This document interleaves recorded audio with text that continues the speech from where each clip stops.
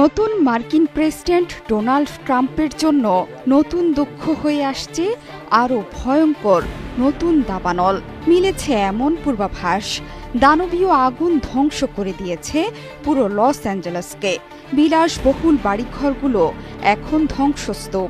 সব শেষ করে দিয়ে কিছুটা দুর্বল হয়েছিল এই দাবানল, কিন্তু সেটি বোধ করি একটুখানি বিরতি নিয়েছিল ভয়ঙ্কর সান্টা আনা বাতাস।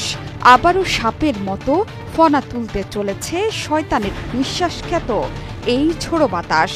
নতুন দাবানল ডানা মেলেছে দক্ষিণ ক্যালিফোর্নিয়ায়।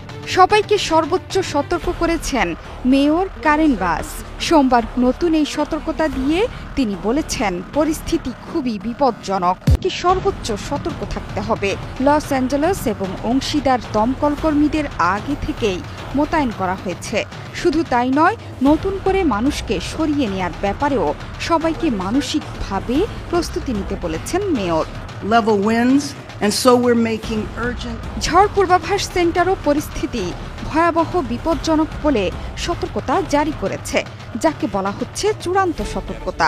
লস অ্যাঞ্জেলেসের উত্তর পূর্বে সান গাব্রিয়েল পর্বতমালা এবং মালিবু উপকূল সহ আশপাশের অঞ্চলগুলোর জন্য একটি অত্যন্ত সংকটজনক অগ্নিকাণ্ডের অঞ্চল হিসেবে ঘোষণা করা হয়েছে, যাকে বলা হচ্ছে সর্বোচ্চ সতর্কতা স্তর।